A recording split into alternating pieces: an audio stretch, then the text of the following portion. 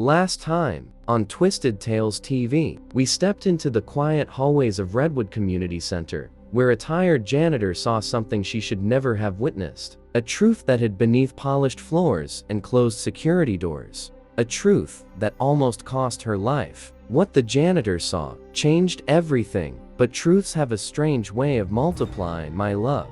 One lie reveals another. One secret drags up more darkness. And tonight, we enter a new story, one where everyone is lying, and no one wants the night to end. Welcome back to Twisted Tales TV, and welcome to a party full of liars. The invitation arrived in a glossy black envelope. No return address, no name, just a wax seal shaped like a raven with its wings spread wide, as if guarding the secrets inside. The card smelled faintly of perfume, old books, and something sharp, like burnt sugar. It read, "You are invited to an exclusive gathering. Midnight sharp. Come as you are, leave as someone else." Most people would have thrown it away, but not Emily Rowan. Emily wasn't the kind of girl who said no to mystery. Not after the year she had. Her cousin vanished. Her ex-boyfriend spread rumors that destroyed her reputation. Her best friend betrayed her. Lies surrounded her like thick fog. So maybe a party full of strangers was exactly what she needed. Or maybe it was the worst decision of her life. But isn't that how every twisted tale begins? The mansion sat on top of Briar Hill Ridge, where the fog hugged the ground like a sleeping beast. Tall iron gates groaned open the second Emily stepped forward. No guard, no cameras. Yet the gate seemed to know her. As she walked up the stone path, she noticed something strange. Every window was lit, but all the curtains were shut, like the house was glowing from secrets instead of lights. A butler met her at the door. He had pale eyes and a smile that didn't belong on a living face. "Welcome," he whispered. "You are the 21st guest. The others are waiting." The others? Emily didn't even know there were others. But the butler gestured inside, and the moment she stepped over the threshold, the door slammed shut behind her. Locked, sealed, done. The mansion's interior looked like a museum curated by someone who had never seen daylight. Velvet drapes, golden chandeliers, mirrors in every direction. The air smelled like old perfume and broken promises. A soft waltz played somewhere deep within the house. Emily walked forward, her heels tapping lightly against the marble floor. As she moved, she noticed something unsettling. Every mirror reflected her face. But the Emily inside the glass wasn't moving exactly when she did. It was almost 1 second behind, watching, studying, smiling a little too long.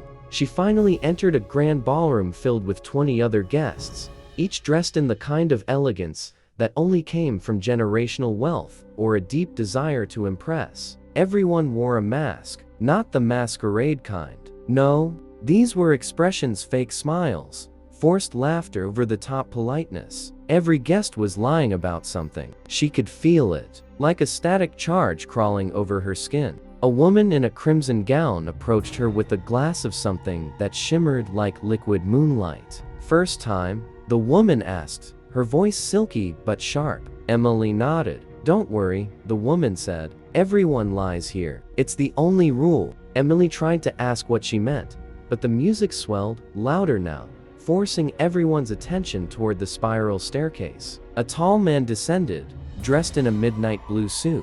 His face was hidden behind a raven mask, the same raven as the envelope seal. "Welcome, my dear guests," he said in a calm, magnetic voice. "Tonight, we celebrate truth, by burying it, and lies, by revealing them." People clapped. Emily didn't. The host continued. "Every guest in this room has told a lie that changed someone else's life. Tonight, we play a game of confessions, a game of survival. If your lie is revealed, you stay. If you refuse to confess, you leave." That sounded simple enough, except the way he said, "leave," made Emily's stomach knot. There was no door behind them, no exit, and the butler had disappeared. One by one, the host called names. A politician confessed he framed a partner to win an election. A schoolteacher admitted she forged test scores to keep her job. A businessman revealed he bribed a judge. Each confession was darker than the last, and yet, nothing happened to them. They sat back down. The room applauded their ugliness. Emily realized this wasn't about justice. This was entertainment. But then came a confession that cracked the room open. A young man, nervous, trembling, stood before the host. "My lie," he whispered, "sent an innocent janitor to the hospital. I said she attacked me, but she only saw what she shouldn't have. I lied to save myself." Emily's blood froze.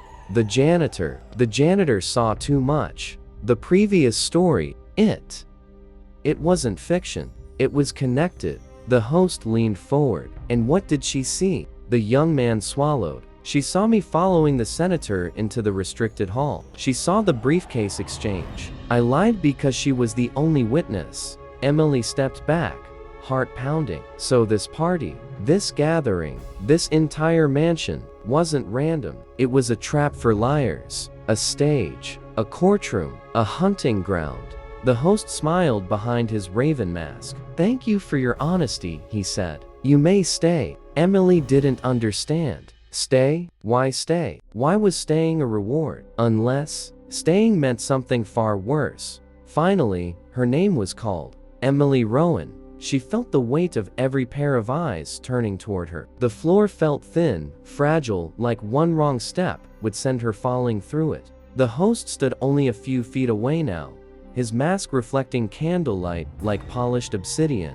"Your lie, Emily," he said gently. "What is it?" Emily shook her head. "I didn't do anything. I didn't lie." The room gasped. A terrible silence fell. The host whispered, "Everyone lies, my dear." Emily's chest tightened, her throat burned. She searched her memory. Lies she'd told. Small ones, big ones, painful ones. She found one. The one she never said out loud. The one she buried. "I lied," she whispered, "to my cousin. I told her I would pick her up the night she disappeared. I never went. I said I forgot. But the truth is," her voice cracked, "I didn't forget. I didn't want to see her. I was angry. I was selfish. And when she vanished, I let everyone believe it wasn't my fault." The room remained silent. Then, applause, gentle at first, then growing louder until Emily's ears rang. The host stepped closer. "Very good," he murmured. "Truth is a painful gift. And tonight, you have earned your place." "What place?" Emily whispered. The host removed his mask. His face was flawless and completely empty of emotion. "A place among liars," he said. "This party never ends. Not for those who confess. You stay here forever. The world outside thinks you vanished. And someday, someone will lie about you too. It's the circle." Emily stumbled back. No, I'm leaving." The guests laughed cold, hollow laughter that echoed off the walls like broken glass. The host shook his head slowly. "There is no leaving. You belong to the house of lies now." Emily ran. She darted past the ballroom, past mirrors that reflected someone else's shadow chasing her, past portraits whose eyes followed her, past locked doors that refused to open. The music behind her grew louder, distorted, mocking. The house shifted as she ran, hallways rearranging themselves like a maze designed to keep her in. She found a window. She tried to break it, but the glass rippled like water, swallowing her reflection whole. She screamed for help. No one heard. Outside, the fog covered everything. No roads, no lights, no world. Only the mansion, only lies, only the truth. She couldn't outrun. Finally, she reached the entrance hall. The butler stood there, smiling that dead smile. "Leaving so soon?" he asked softly. "Let me out," Emily cried. He shook his head. "I can't, but I can help you forget." Before she could run, the mirrors around her began to glow. Images flashed, her cousin calling her, crying, begging. Emily ignoring the calls. Emily lying. Emily hiding. The truth hit her like a storm, breaking her from inside out. Then everything went black. When Emily opened her eyes again, she was standing in the ballroom, wearing a gown she didn't recognize. The guests were clapping. The host smiled. "Welcome home," he whispered. Emily smiled back, but the smile wasn't hers. Her lie had trapped her. Her truth had erased her. And now, she was part of the party, forever. A party full of liars, who never leave. and in the corner of the ballroom a new black envelope waited, addressed to the next guest, the next liar, the next victim, because the House of Lies always needs more stories. And my love, some parties never end.